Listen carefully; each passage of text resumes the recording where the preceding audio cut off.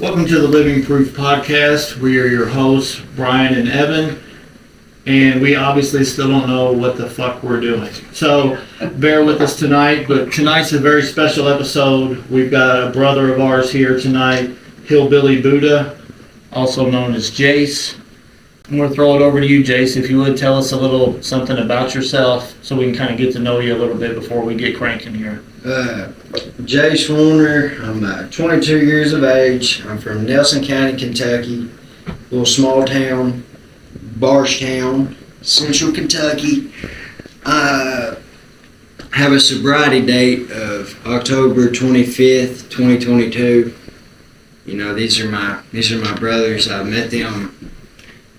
Met Brian 2.5 years ago, Evan a little bit after that, you know, and I became family with them. You know, it's just an honor to be here today and share a little bit of my perspective.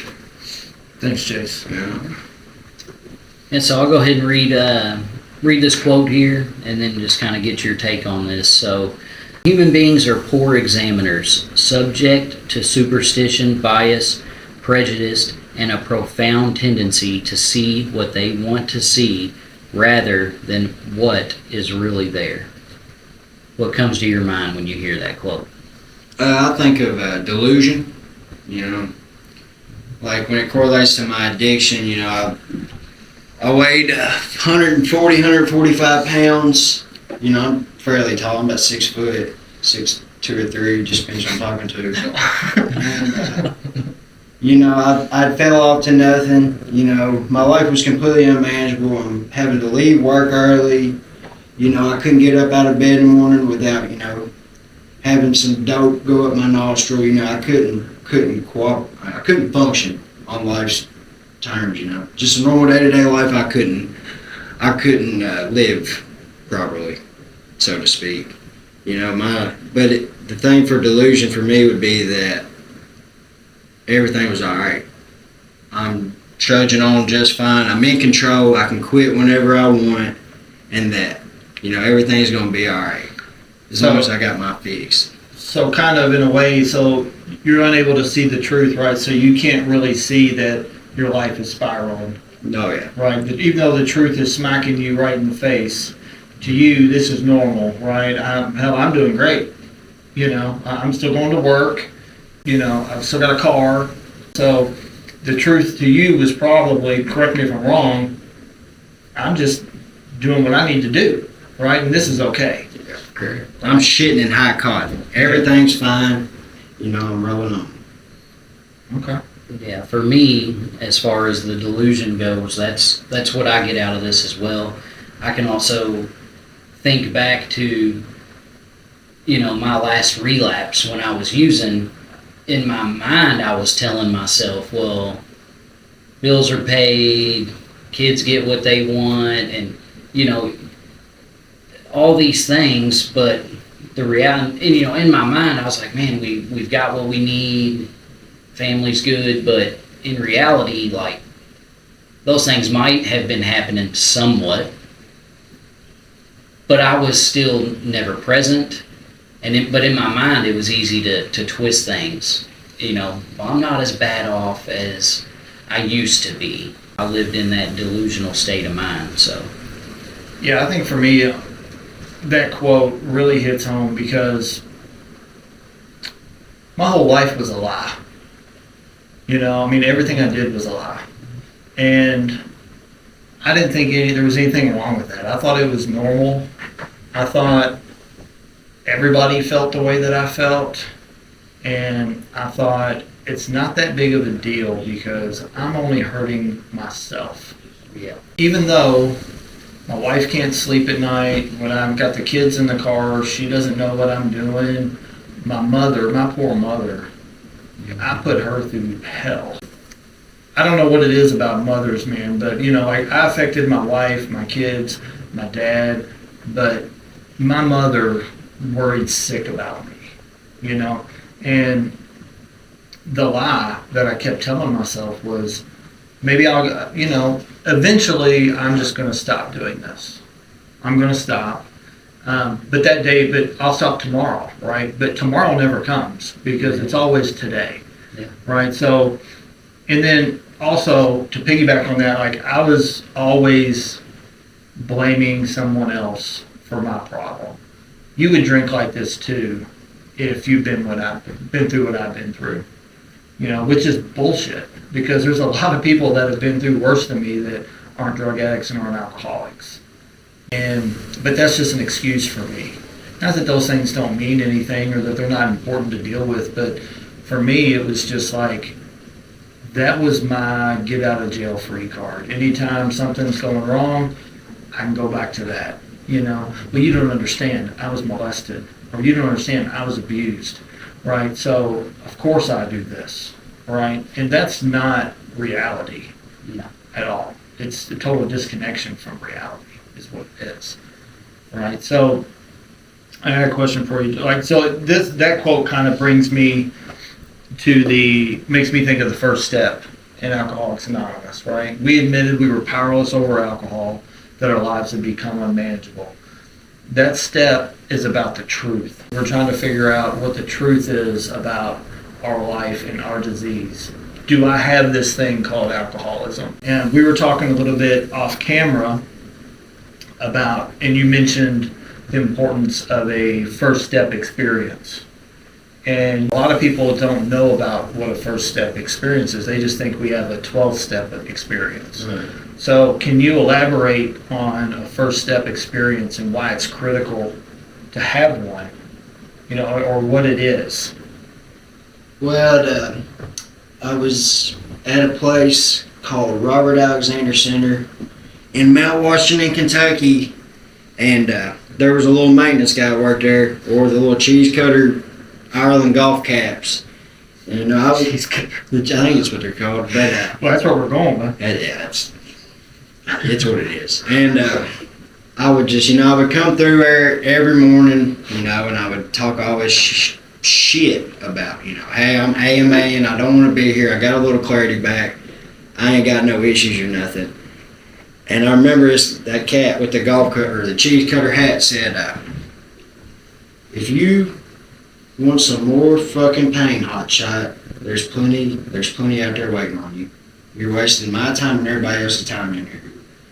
And I remember it, it made me rosy cheeked, I had some rosacea, and I was some rosacea. Yeah, some rosacea, and that sucker tore me plump up, man, and I stewed on it. Something that rubs me wrong, I'll sit there and stew on it, I was like, everybody else had kind of like sugarcoated me, walked around eggshells around me, told me it was going to be all right, just hang in there and everything. But this guy told me, fucking leave, dude. Like, you're wasting my time, you're wasting your time, you're wasting everybody's time. Just leave, dude.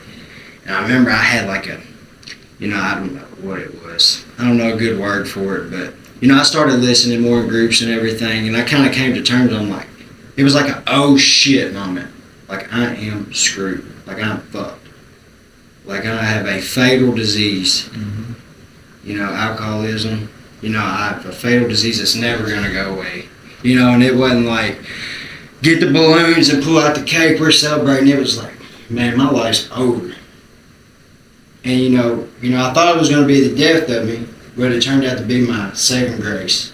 That moment, During the time, it didn't seem like it. When I had that oh shit moment, like, something's got to give. Something's got to change. It was my first step experience.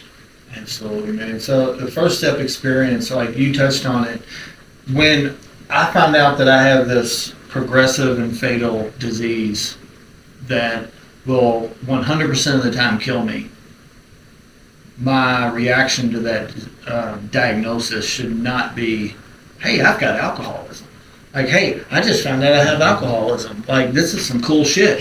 Like, no, that is not some cool shit. Like, I was devastated.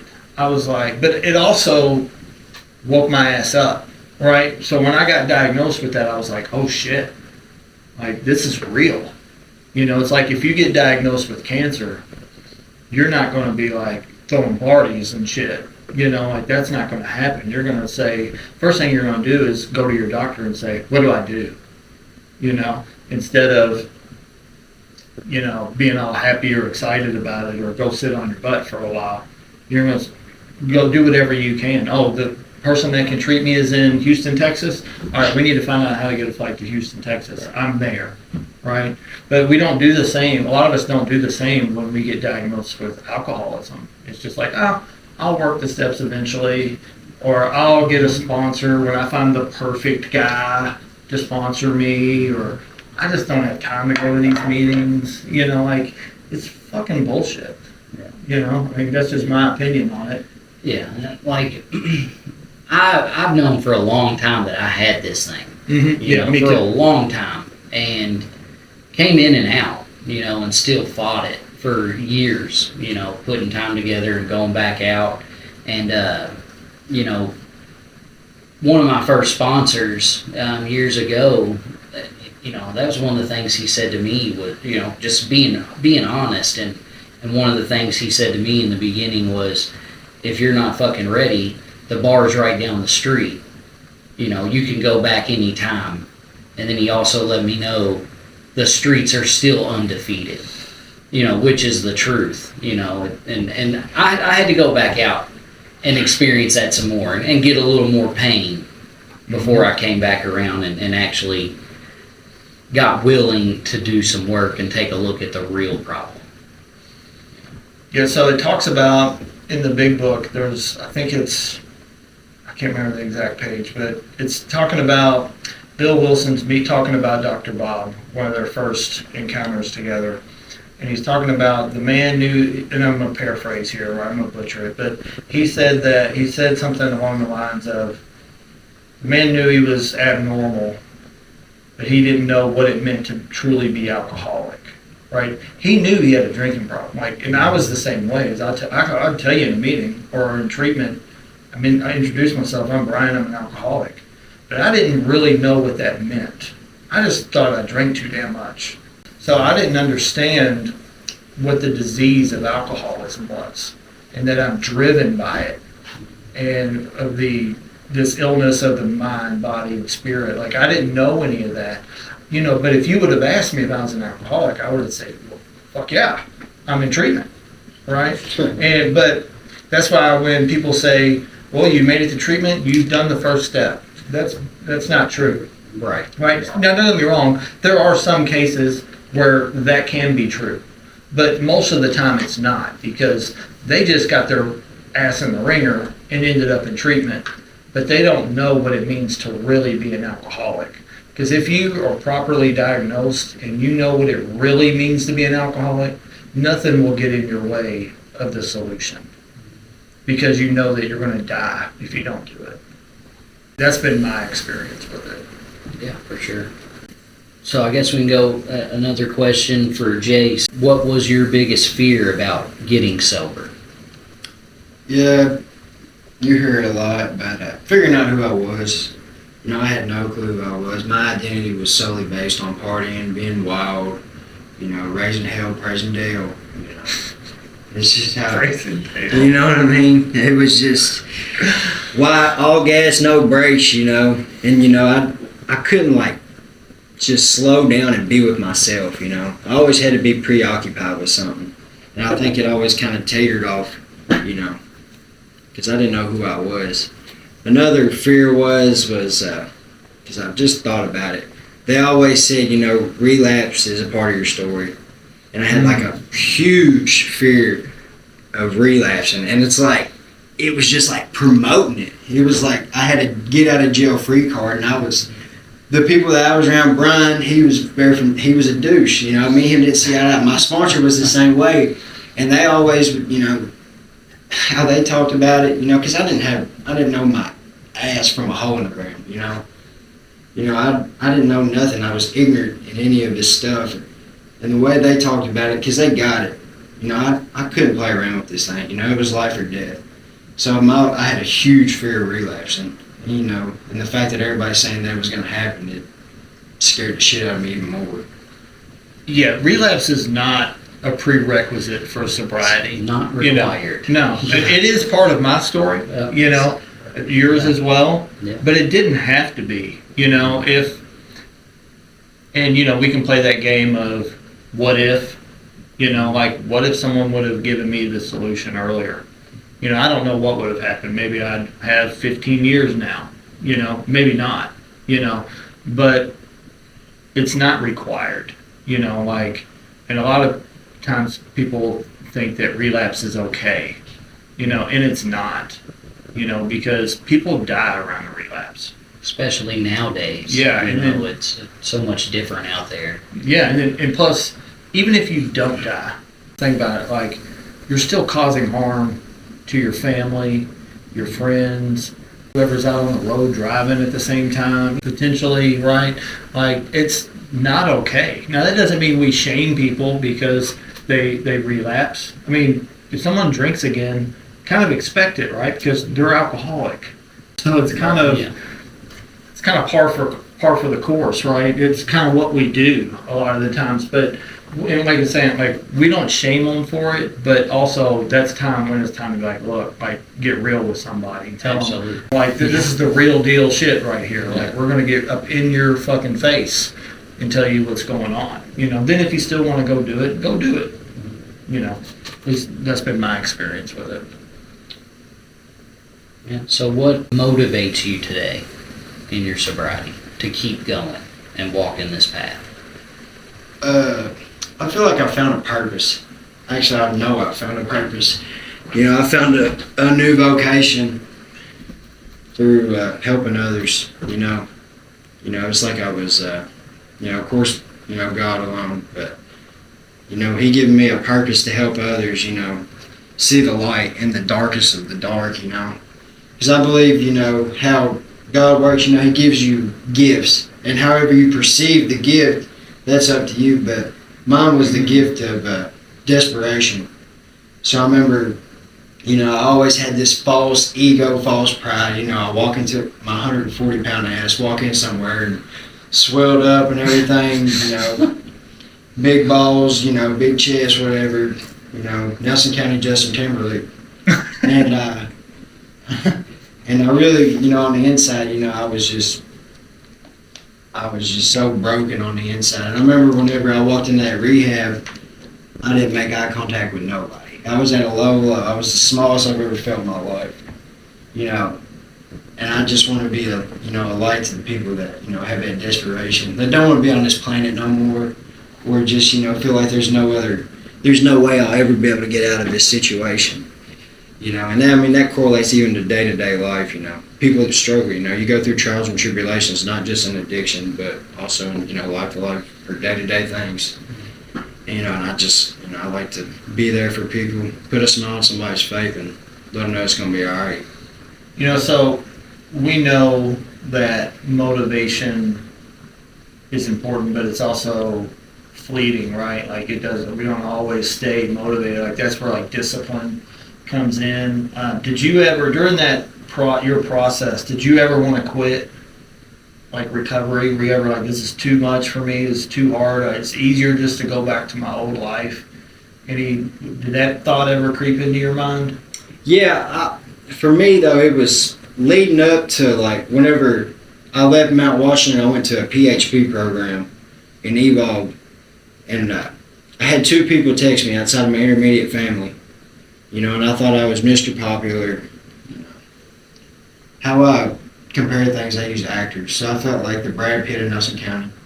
Everybody know me. I'm friends with everybody. Mr. Handsome, all, ladies' man. Had all these friends and everything. I had two people text me. And it was my buddy Brad, my best buddy Brad, and then my drug dealer texted me. And he wasn't even checking on me. He was just making sure I wasn't in jail snitching on him. And, and that's kind of where, it hit home there that there's the only thing waiting for me back in that old lifestyle is misery. I don't have no friends. I don't have no family waiting for me in it. It's death or misery, and it churned my stomach. I didn't want no part of it. So that quote that Evan read earlier, it comes out of a book called A Road Less Traveled, and it's about getting on a spiritual path. And the spiritual path that they're talking about is rough because we take a lot of shots on the spiritual path. It takes a lot to get on a spiritual path. But then once you're on it, there's certain things you have to do to stay on it, right? It's the road less traveled, right? So, but the other path, the wide path, the open road, is easy to get on, right? That's the half measures road. That's the do it your way road, So when we get on the spiritual path, like we take a lot of shots, right? But it takes work on that path, right? So in your recovery, like we're always talking about, do the work. You got to do the work. When I say that to you, like what is the work? So what is the work? Like what's required? Because there's probably a lot of people watching this that haven't done the work, or maybe that are new, don't understand like I did early on. I just thought I had to go to meetings. Right. Maybe they don't maybe if you could maybe kind of expound on like what the work is. Like what does the work look like? It looks like, it kind of, for me, it was, I've never had it in my life, but I picked up a trait called courage and integrity, and a lot of, I couldn't hold myself accountable, and I had to be honest with myself. But the funny thing about that is I didn't have a gosh damn clue what honesty was. I lied, I didn't have no sense of the definition of being truthful or being honest. So you have to, first and foremost, you can't do this thing by your own. So you have to get a mentor, a sponsor, something, some good orderly directions to, direct you, correctly. Because a lot of people, they're just going to co-sign your bullshit and everything. But whenever like I said, I met that guy with the cheese cutter hat, I got down. And if I knew what was best for me, I wouldn't have been in freaking rehab at 19, So it was like a sense of surrendering. Work for me was pen to paper,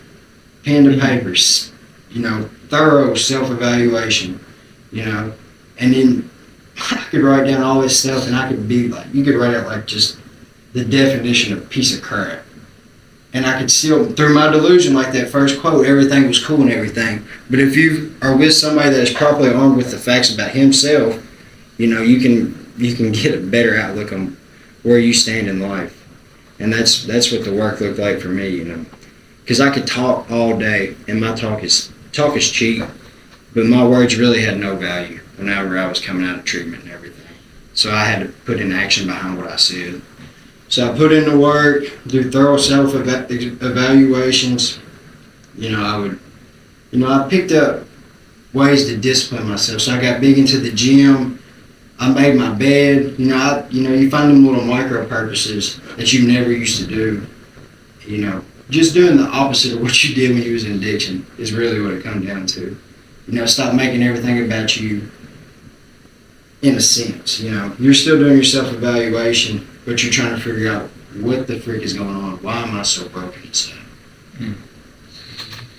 Yeah, it's the old quote from Dr. Bob is trust God, clean house, and help others. That's what basically we can sum the work up to that. Oh, yeah. For the most part, just clean up your past, find out what's blocking you, and develop a relationship with a higher power. It's not rocket science, but some people think it is, or treat it like it is. Yeah, when it comes to walking the spiritual path, and how you were talking about, we hit these bumps along the way, and it's usually like for me, if I'm praying for patience and strength and praying for all these things, God's going to give me situations to practice that. And and in the beginning, a lot of the times I couldn't see that. I was still like, why is this happening to me? I'm sober. I'm not drinking. I'm not drugging. But that was God putting these things. I was praying for these things. He was just showing up in ways that I wasn't able to see, and I wasn't open to receiving them yet. So I don't know if you guys have any. It gives you opportunities to turn your defects into assets. Right. Is what it does. And I started giggling when you said that, because it made me think of a time when Jace was in IOP, and he came in and he was like, I keep praying for all these inconveniences. You remember that? Yeah. I'm praying hard. I'm praying hard for inconveniences. I'm praying hard for things to not go my way. You know, what did Josh tell you when you were doing that? Do you remember? Something along the lines. Stop effing praying for patience, because you'll get it. Yeah, like I was just like, you're praying for hard times? Like, they're gonna come anyways, dude. Like, you don't have to pray for those, you know. I just got a kick out of that. I thought that was funny. It made me think about it. You know, it's funny how we can kind of look back on stuff and some of the worst, and I'm sure you guys can relate to this, right? The day that I went into treatment, I was like, this is the worst day of my life. Like, this is terrible. You know, looking back on it, it was really probably the best day of my life. Or it was, I'll put it another way, it was the first day of my life. Like, my new life. You know, we look back on things and it's like, man, that was a blessing. You kind of touched on that a second ago. That was a blessing that I went there. It wasn't an inconvenience. Like, because we wouldn't be sitting here today if all those inconveniences hadn't happened to each one of us. You know, I know I've heard you talk about this, Evan, that God puts people in your life at certain times when they need to be there, right? And that's critical, you know, because if you would have asked me, I don't know, a year ago, 2 years ago, if I would be sitting in this room recording a podcast for the second time in the night, because the first one that we did, I didn't have the microphone plugged in, and we talked for almost an hour and didn't have any sound when we went to play it back. But that's one of those things that we get to look back on and laugh at. It's like, I'm an idiot.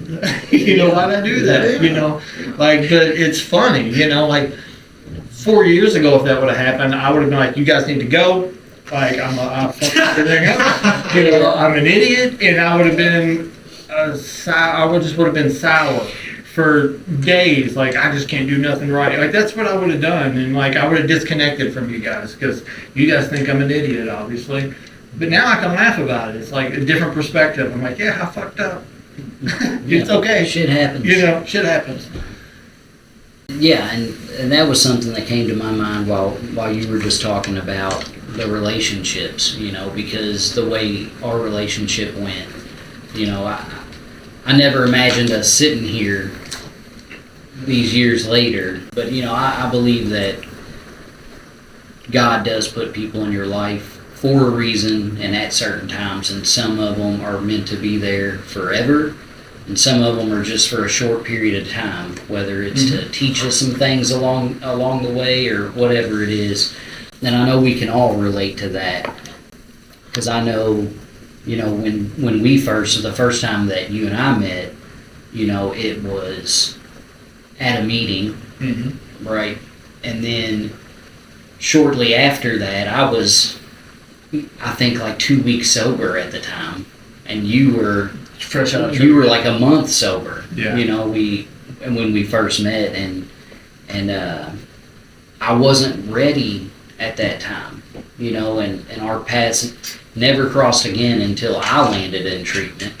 You know, and then shortly after that is when Jace came into my life. You know, and I think that you two were definitely put in my life for a reason and meant to stay. You know, so I'm very grateful for you guys, so I can relate to that as well.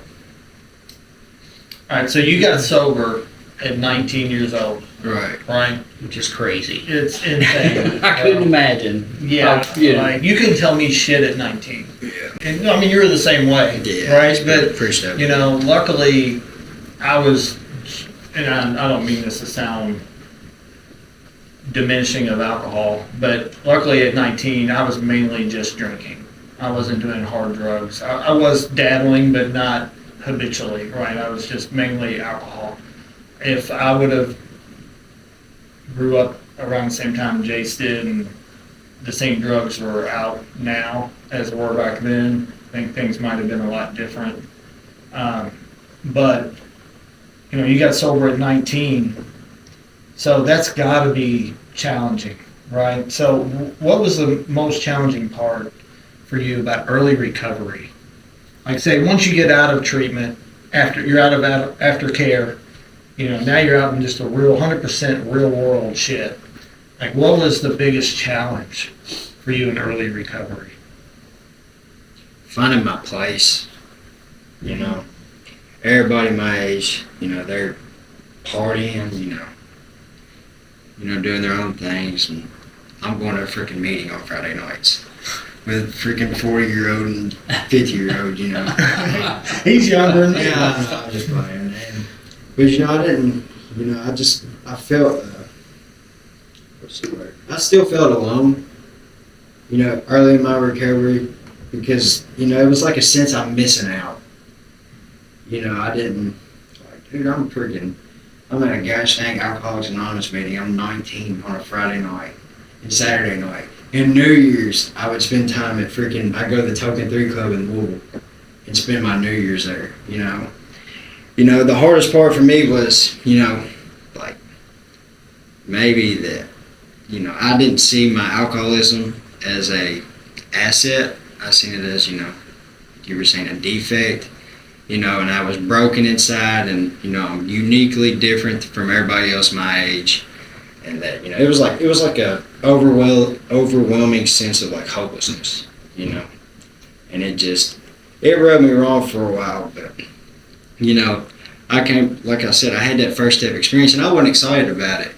I had it in rehab, and I knew what I had to do. Mm-hmm. It was either die or change one small thing. Had to change everything. I had to change my people, my places, my things. And it wasn't fun at first. There wasn't no, like I said, it wasn't freaking sunshines and rainbows getting sober, especially at my age. But, I found new things I was passionate about. And it's not, it was like I said, it was my identity, and I like being cool. It's not cool. It's not cool. It's not cool to get blackout drunk every night. It's not cool to have to wake up and snort a freaking line of freaking dope to freaking function for the day. Yeah. And then get to work and have to snort another line to function at work. Like, it's not. There was nothing cool about that. I still had that feeling of being lost. Not finding my tribe yet. Yeah. Go ahead. No, I was just going to say, you're talking about going to meetings on Friday nights with the old guys, But that's something. How isn't it crazy though that we're so different in so many ways, yeah. But we're all the same. Like in this group of men we have everybody from mid 50s to 22 years old that are our core group of guys. You know what I mean? And we all do this thing together, and it's fucking awesome though. Right? It's amazing. It talks about in the big book that we were a group of people that would not mix. Mm-hmm. Right? Like, he's young, I'm old, you're middle-aged. Oh, because I can say when I first met Jace, in my mind, the first thing I thought when, we all had the same sponsor at this time, when he said, hey, you got a new sponsee brother. His name's Jace, and he's 19 years old. I said, he's going to be high next week. Yeah. Right? He's going to be out running in a week. Yeah. But what the book tells us, though, is that even though, we all have this common problem of alcoholism or drug addiction, but we also have a common solution. Mm-hmm. And that's what holds us together. What got you sober got me sober. What got me sober will get you sober. What got Bill Wilson sober got Dr. Bob sober. And it's that lineage that carries all the way to us. We're all somehow connected to that, right? And I don't know if you guys have ever had this experience, but I can spot one of us like that. Oh, yeah. It's just like that guy over there. It's like, I guess in a way I'm being prejudiced, but I'm like, I think he's probably one of us. It's like there's something about us. Well, I've told you, even, it was a couple of years ago, I was a year sober, and I was at work, and a guy came in, and we were getting some stuff together for his Jeep, and just the way our conversation was going, right? And at the end of it, he just looked at me and he said, hey, can I give you a hug? And I'm just looking at him, I'm like, sure. Like, Right. didn't even cross my mind. I'm like, Please. sure. Like, I'll give you a hug. Please. So here I am standing in the middle, and all my coworkers are looking at me like, why are you fucking hugging this random It's dude rando. at work? And as I hug, literally, I just give this dude a hug, and he's like, man, you're in recovery, aren't you? And I said, yeah, how'd you know? And he said, well, I mean, dead giveaway was no grown man is just willingly giving out hugs to other men they don't know. Right. And, you know, and the guy was like 32 years sober, pulled his token out of his pocket, and it was really cool. Like, he spotted it. You know, we can spot those, we can see it. It's awesome, you know. Yeah, that's fun. You see who's living proof. Yeah. Sure, yeah. Yeah. You know, we got to live this thing. Yeah, so, which we've talked about this quite a bit, but do you believe victims recover? No, sir. No, sir. Meeting I go to, Mike G always says, it correlates with victimization or being a victim. He says, rationalization, justification, and masturbation are all the same things because you're just fucking yourself in the end. And that's It never gets old. That's a cold piece. It You is. know, It it never really gets is a old. cold piece. It never gets old. Because I mean, I can complex as much as I want, but it's simple. There's two sides of the road. You're in the solution or you're in the problem. And if it's still why me, poor me, pitiful me, nothing's ever going to get better. Yeah, it eventually gets to pour me another drink. It's Straight straight what it down gets there. to. Yeah, we were talking about this earlier a little bit, right? I think that when we say things like that, a lot of people, because I've said that when I've spoke at a meeting before, and I can just see people grinding their teeth in the meeting, like just like, Yeah. fuck this guy. Yeah. He doesn't know my story, but I can say those things, right? Because I lived that. Yeah. And I was a card carrying victim, right? I'm president of the whole association, right? Like, I'm running the shit.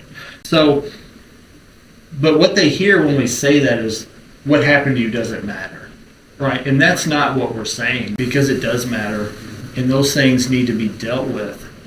So let's deal with them. Let's work through them. Because if you're still grinding your teeth over something that happened 10 years ago, you can't get free of that, right? And you can't help somebody else get free if you can't get free, right? And victims don't recover, but victimized people recover every fucking day, right? And there's a huge difference between being a victim and being someone who was victimized. We've all been victimized. We've all been hurt. Let's gather around. Let's help each other. Help people get through things. Instead, I think that's why we were spared, right? Is to help other people, Yeah. right? Because I've been through a lot of stuff in my life, and a lot of things that I haven't even told you guys about. Like, there's a lot to my story that I don't really talk about. Like, I'm an open book about it. I will talk about it. It's just always is the context appropriate, but there's a lot of things that have happened, and I stayed stuck for a really long time, from basically the time from being a kid up until 41 years old, and that wasn't my weight to carry, and I had to see that, and I had to get past it so that I could help somebody else. Like, I think that's why we're here. It's the whole point. We gotta give those things meaning. Right? Otherwise, it just happened, and for no reason. Like, give reason to it, give a purpose to it. Like, help somebody, use it to help somebody, just like we do with our alcoholism. Right. You can't let it, whatever the situation is that happened in your past, you can't let that become your identity. Absolutely. By playing that and being the victim forever. It's time to turn that to something positive.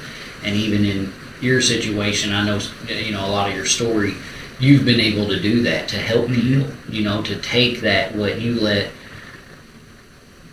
just eat you for so long, and you kept it inside, and you've been able to turn it to something positive, and that's very inspirational for everyone that you share that with. And I know it's tough to do, and I've had traumatic experiences, and I know Jace has, but we've all come together. We get to help each other along this journey, and to grow and move on from that and do something about it instead of living in it, I heard a quote one time, and it really hit hard with me, is that, you can't, constantly staring at the dark doesn't tell you anything about the light, right? So if I'm constantly just looking at the bad in the world or the bad in my past, I can never see the solution because I'm caught up, like Jace said, I'm on the wrong road.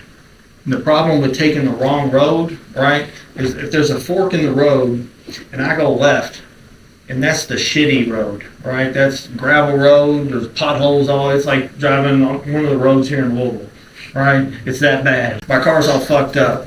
So if I'm driving down that road and then I come to another fork, now it's just too bad, it's just two shitty roads.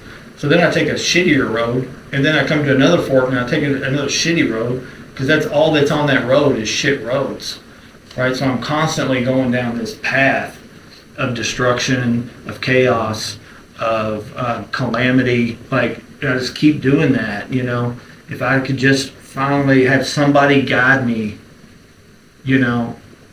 Think about it, if you're driving somewhere and you've never been there, are you going to take directions from someone who's never been there as well? Right? Like, it doesn't make sense, right? I'm gonna, like, have you been there before? No, I haven't been there, but here's how I think you get there. It's like, well, fuck off. You know, like, I'm gonna find someone that's been there so they can tell me how to get there. And it's the same way with recovery. I gotta find someone to teach me. Yeah, and you know, when we hit that fork, even in recovery, you know, we have to take that fork to the right, and it's going to be a little uncomfortable at times. Yeah. And you know, but that's what we got to do. So, do you have anything on that about stepping out of your comfort zone a little bit and doing things that you would have normally never done? Yeah, I mean, everything that I've ever done prior to getting recovery was comfortable to me. So recovery was the definition of uncomfortable, you know, being uncomfortable. Sharing stuff that's happened to me with a man that I didn't know, you know, I ended up going pretty closely with him, but, you know, being vulnerable and not hoping that everything's going to be all right, trusting everything's going to be all right. And, you know, it kind of, for me, like y'all talk about these paths, and I get lost in these paths when I'm thinking about them, but when you go down this rougher path, you know, which is the righteous way to live or whatnot, you get, like, you grow along the way. Mm-hmm. Like, you know, as you trickle along or trudge on, as we say, you grow, like, spiritually along the way. But, like, that don't mean, like, that you leave all the bad stuff behind, you know. You'll fall on your ass a few times, you know, it's little roads, man. I mean, it's just devious. And, you know, I was thinking, you know, I'm really grateful for convictions, like healthy convictions, because now that I'm starting to live right and learning a new way to live, whenever I'm in the wrong or, you know, I'm not coming correct, I'll have these convictions like, man, I'm in the freaking wrong now. Because ignorance is bliss, you know, and I never had no knowledge on how to live right. You know, I was always, you know, a freelancer, I stole, you know, I was a thief, a liar, you know, all these horrible things. But then, you know, I go down this road and I start, you know, learning properly the way to live. If I fall back into some, you know, character defects, I have, like, a healthy conviction of, like, dude, I know I'm wrong, you know. And that's where, you know, I find myself getting comfortable, whenever things ain't going my way, I know I need to check myself. You know? I think for me, when I really stop and think about these roads we're taking, right? Like we keep talking about, but get your GPS out. Yeah, get it out. So, you know, like you just said, we take that path that's not the normal one we would choose, right? And it's a little rough. But when I think about it, you know, the road, every time I get to that fork and I go left, because that's what I'm comfortable with, that's the one that's really fucked up and rocky. Yeah. Because that's what I know. I know chaos and destruction. But when I take that other path, it might be a little rough at times, but when I really think about it, it's not. You know what I mean? It's me getting out of my comfort zone and saying yes to all these things in recovery. It's a good point you bring up, because saying or going down the rocky road or whatever we're going to call it, is, how do I put it? I just had a brain fart. It happens. Just being honest. Brain cells have been burned. Yeah, they have. Oh, now I remember what it is now, right? So we talk about a lot of times people taking the easier, softer way, right? I'm going to go least amount of resistance as possible. But that's a bit of a misnomer because the easier, softer way is actually doing the work, right? So the easier, softer way is to surrender to the process, to do the 12 steps, to get a sponsor, to go out and sponsor others. That's really, in the end, in the long game, that's the easier, softer way. Because the harder way is doing the comfortable shit. Because number one, I don't grow, and then I get sick. I burned everything around me, and then I'm back to my knees begging God for help. And everything, all my problems pile up. So it's actually, the easier way is actually the harder way, if I'm making sense. But you mentioned saying yes. Will you talk about that a little bit and about what that means and why it's important? Yeah. So I picked that up from Inky Johnson, which I know you guys have both heard it before. But it was something early on that really stuck with me. But to say yes, and to say yes as often as you can. Saying yes will lead to new experiences, and new experiences will lead to knowledge and wisdom. Yes is for the brave, and an attitude of yes is how we will move forward during uncertain times. That's fire. And that really stuck with me early on, especially when it came to letting others show me how to walk this path. Because I didn't know shit. All I knew was, obviously people can take that quote out of context, but, for me it was, if somebody asked me to show up and speak, or to sponsor, or to get uncomfortable and do this work and do a 4-step and admit my wrongs and make amends to people, I was going to say yes every time. I was going to get uncomfortable and do what needed to be done, because I can't grow in any type of way if I'm always comfortable. I have to do these things and face challenges, and it's crazy when how scared I would be all the time, and I'm still scared most of the time, but I say yes anyways, because that was something that really stuck with me and has helped me grow along this journey. And like right now, I'm terrified to be sitting here doing this, but here we are, and I said I'm going to do it. Right, I said I'm going to do it. When it comes to my sobriety, when I sponsor other men, and if somebody asks me to sponsor them, I'm going to do it. And there's times where I'm like, fuck. That's my first This guy's so hard-headed, and I'm like, But, I said I'm going to do this, and if you're going to meet me and you're going to put in the work, I'm going to show up every time.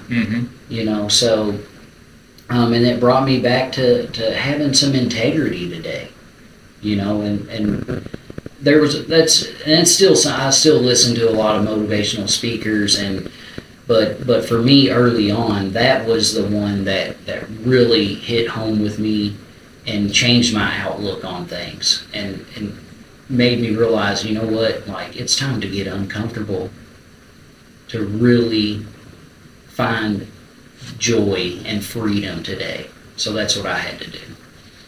I like that, dude. Like it, that philosophy of saying, it's so simple.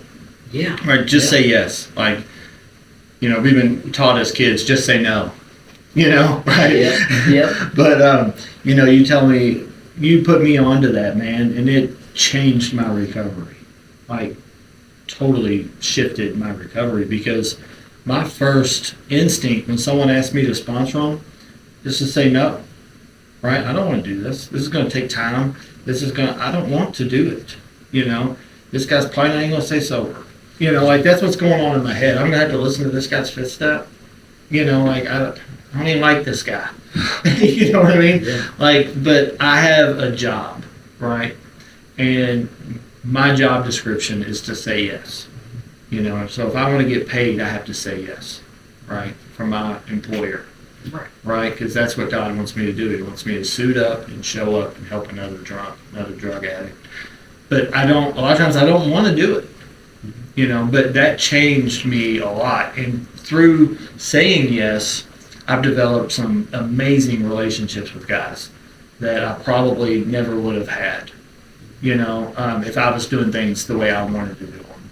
You know, and you mentioned being scared, dude. I'm scared all the time. You know, but I have faith that it's going to be. So they say, you know, you can't have faith and fear at the same time, and I understand that, and that makes sense. But at the same time, like I do get in fear. But the thing, what's different today is that I don't cower when I get in fear. It's like I face it because I have faith that it's going to be okay. Like I'm going to be taken care of, and I think that's where all the growth happens. You know, because they say if you're not growing, you're going. Yeah. You know, so I didn't get sober to stay the same. You know, I don't want to. I want to be a better person tomorrow than I am today. Right. You know, so I don't know. What do you think about saying yes? I mean, I think it would be awfully selfish of me for, you know, all the people that have helped me out. Mm-hmm. I didn't pay them either, you know what I mean? Right. You know, I didn't pay them. They helped me out freely and gave me all this great. The people that seen past my addiction, you know, early in recovery were God shots to me, you know. And it would really say a lot about my character and how selfish I am if I don't return the favor, you know. Saying yes ain't always, you know, and it's not always the easy route. Takes us back to the path, right? Yeah, it's a good road, yeah. Yeah. But it's necessary, especially for growth. Absolutely, man. So if you think about saying yes, right? Like when you work with others, right? You sponsor guys, Right. you know, and I think that is one of the things that's missing, that people are missing a lot in our fellowship, in the program, is that they don't work the 12 steps. They work the first 11, right? They'll work 11 steps and then it's, oh, I got what I needed. I feel good now. I don't obsess about drinking. So I'm just going to go back to living my life. And they don't reach a hand out and help others. You know, like we'll see it at a lot of our home groups. The same couple people sponsor all the people. They're the same people that sign up for commitments. They're the same ones cheering. It's the same people, right? And a lot of people, and in my opinion, that's going to lead to them going down that wrong road, because selfishness and self-centeredness, we know that's the root of our troubles. And if I'm not willing to give back, and Jace just said it, then I'm being selfish and self-centered. You know, so and that's where all the gravy, we talk about it all the time, that's where all the gravy is in the program. It's giving back. That's when you get to form these kind of relationships and you get to see that light come on in a guy that was beaten down 2 weeks ago. And now he's on top of the world. He's getting his job back. He's getting his license back. You know, he's getting his family back, his kids back. You know, he's actually a different person. And that's just, so many people are missing out on that experience.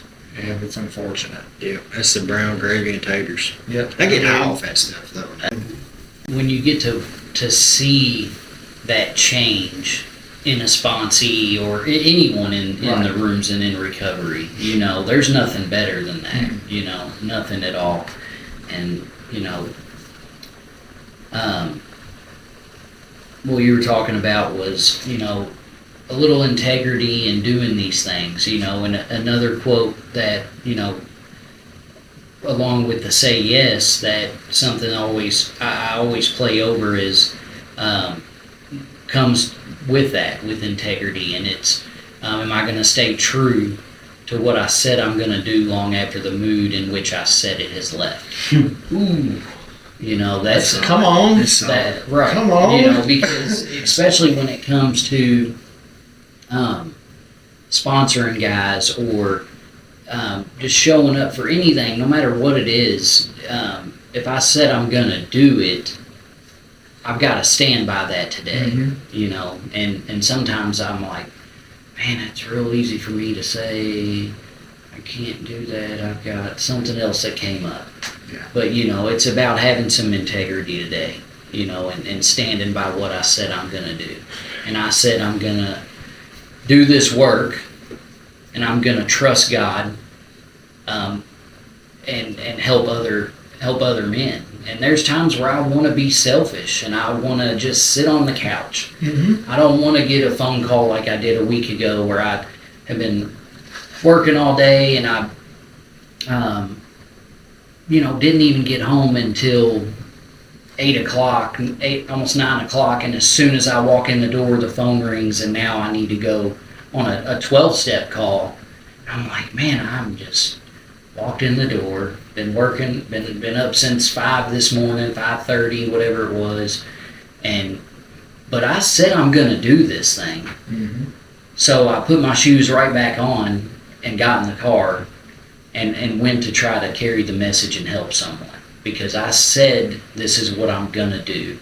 And in that moment, the mood in which I said that 3.5 years ago was not there. I was like, I just want to go to bed right now and lay down and watch Animal Kingdom is what I wanted to do. Right. You know, that's what I wanted to do, but I didn't because, you know, these things play in my head, you know, so. Yeah, we make a commitment, right, early on.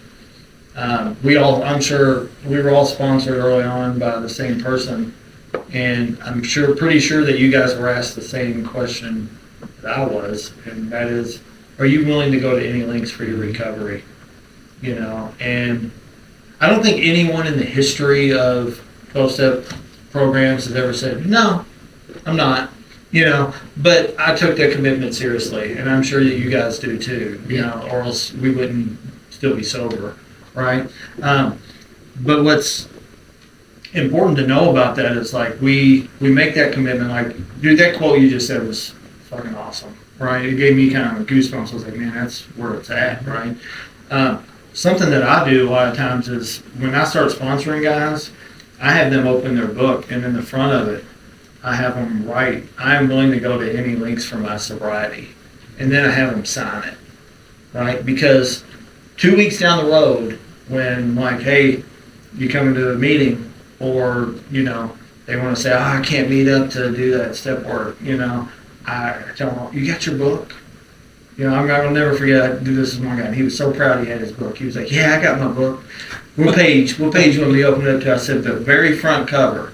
I said, you wrote something in there, what's it say? He said, I'm willing to go to any lengths for my recovery. I said, who wrote that? I did. Fuck. Yeah. You know, he was like, I did. I was like, oh, so are you not a man of your word? You know, do you not take this shit seriously, right? So it's a good tool to use, like when someone starts to balk, you know, like, hey, remember, you agreed to this, and this is what it looks like. And it's important to know that that doesn't stop just because I got through the steps, right? It continues today, you know, because if we're not being inconvenienced, we're probably not doing something right. You know, because it's self-sacrifice is what it is. And when you're sacrificing something, you're not most of the time enjoying it. At least not in the moment, like, you know, when the decision has to be made. But we enjoy it afterwards because of the way we feel after we do it. You know, so I think that was an awesome quote, dude. Like, that's 2 for 2 on your quotes. They did fire. Bad 1,000. Yeah, absolutely. So I know we talked about a little bit about sponsorship, right? So Jace, with you sponsoring guys, well, let's talk about real quick, like, what are the requirements? Like, and you're young, right? So I'm sure, do you only sponsor young people? No, that's not true. Whoever asked. Absolutely, good answer. Yeah. Whoever asked me, I just say yes. Have you found that to be a barrier at all? Like for people not wanting to ask you Yeah, because some you're degree. young? Yeah, some degree, and it's all pride and ego. But Yeah. and I have tendencies too. So I mean, I don't throw no condemnation at them or nothing. But I also got one dude, my sponsee Jace. Man, he's killing it. He's a year and a half. He's 46. Mhm. He's had a complete, life-changing experience. And things was hard for him. Fresh out of, fresh into recovery, things like shit hit the fan. Shit didn't get better. Right. But he stayed tried and true with the program. So, it's all about, not seeing yourself differently, uniquely different than others. Because like you said, we all have a common problem. Mm-hmm. But yeah, there's a little conflict, But like you said, I'll say yes, do what I can, do my part, It comes to a certain extent, There's more souls, I can't chase somebody's recovery for you. Yeah, we don't chase drunks. No, For sure. but if they're willing, I'm there for it. Okay. So what does the phrase, what you don't address, you endorse mean to you? It's like if you don't call somebody out on their bullshit, you're co-signing their bullshit. I just kind of changed the format there, but I'm not gonna walk somebody to their coffin. I don't want to walk around eggshells and then somebody die the next day. And I know it's not always about me, but how selfish? It always falls back to that. How selfish am I not to check somebody and give them properly armed facts? So in what ways is that selfish on your part if you don't call them out on it? Well, it's it's me being a coward, but it's how I feel. I don't want to hurt somebody's feelings. Because I'm not a freaking douche. Right. I'll act hard or whatnot, but I'm not a douchebag. And if I hurt somebody's feelings, it'll make me feel fuck his feelings, fuck my feelings. We got souls to save here. Yeah, it's bigger. It's bigger than my feelings. It's bigger than his feelings. Absolutely. Is where I'm at with it. There's a time and place where sometimes feelings need to be hurt. Right. Mhm. That's just the facts of it. Yeah, because this thing's life or death, man. Yeah. And if someone doesn't see that, I'm going to tell them. Now they don't have to listen to what I say, but at least I know I did my part in telling them. And, like this, what you don't address, you endorse thing, like in sponsorship, it comes up a lot, because especially like when we're doing step work, someone doesn't want to do, or they're taking 4 months to do a 4-step, when I give you 2 weeks to do it. It's like, I'm working on it. No, you're not. You're not working on it. You're sitting on it. So I'm going to tell you to get off your ass. Now, I'm not going to chase somebody around, but I am going to tell them, I'm going to be honest with them and tell them. And then if they don't want to do it, that's on them. But at least I can sleep at night because I said what needed to be said.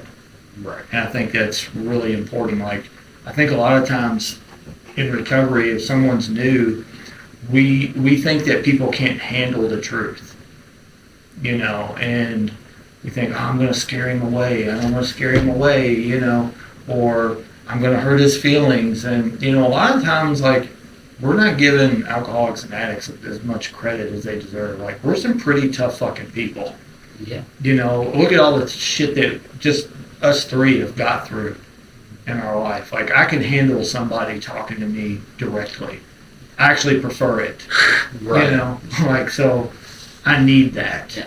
Yeah. Now everybody's different, right? It's just like coaching kids in sports. Some people need to be encouraged. Some people need you in their face. And that's when we have to be able to use a little discernment of being like, okay, if I talk to this person this way, there's more than one way to tell someone their sister's ugly. Right? Right. So it's like I can tell, say if I'm sponsoring Evan and he's a little more sensitive, I can watch my tone, of how I say something, but I might just need to tell Jace, hey, pull your fucking head out, dude. Like, what the fuck are you doing? Right. Do you not see this? And he might respond to that. You might not, so we have to use some discernment. Well, yeah, you have to meet people where they are as well. Yeah. You know, and sometimes that's hard to do, especially when you want someone to recover so bad. You want it you want it more than they do. That's a problem. You know, and that sucks. You know, so sometimes I have to take a step back. You know, and realize that. You know, and you know they have to be in a place to where they can receive it. Absolutely. You know, there's a reason why when talking to alcoholics and addicts, there's an outline for it in our literature, you know, as well, that tells us how and when to do that. Yeah. Right. And sometimes it's hard to remember that, you know. So, I guess before we wrap it up, Jace, can you, what's some hope today?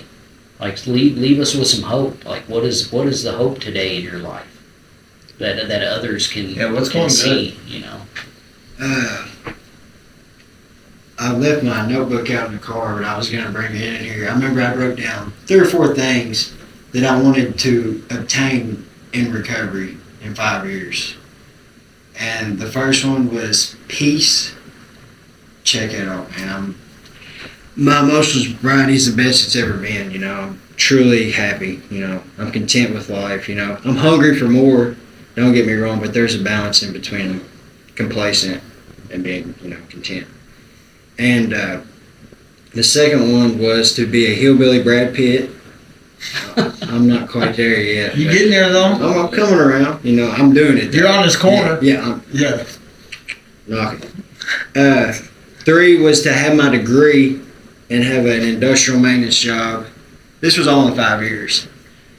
And I'm working on my second degree now, and I've worked in industrial maintenance for about 1.5 years. So. And then my 4th one was to have a double wide trailer on a little bit of land. And I'm coming around. But, you know, all the promises, came true for me, man. And the materialistic stuff's all right. You know, very grateful for it. But the internal peace that I have, you can't put a price on it, you know. I'm spiritually, mentally rich. I'm very wealthy in that regards. And I'm internally grateful for that, you know. But that shit didn't just come overnight. It took a lot of work that I'm not going to take for granted. I know, I heard you say one time, and I think you were pretty early on in sobriety, and it stuck with me, and I was just like, wow. Like, you said something like, I worked really hard for what I have. Someone's going to have to take it from me. Like, I'm not going to give it away. Like, someone's going to have to take it. And I was just like, man, I love that. Yeah. Like, I was just like, You earned this seat. yeah. You know? Yeah, they're going to have to come get this. Yeah, I was like, man, that is fantastic. Especially someone your age to have that kind of awareness of what you have and gratitude for what you have. You know, it speaks volumes of your character. I appreciate it. We're blessed to know you, man. Like, you know, we want to thank you for coming today. You know, we shot 2 podcasts today. Only one of them's going to be released, but dude, I've thoroughly enjoyed, you know, this time. You know, I'll thank you from the bottom of my heart for doing, not just doing this, but just for suiting up and showing up. You know, it's an honor to know you, and I look forward to you doing this multiple times. Yeah. You know. I'm all for it. Absolutely. All for it. Yeah, we live in proof, not the 80 proof. Yeah. So wrap it up with Hillbilly Buddha. Hillbilly Buddha. Take 2.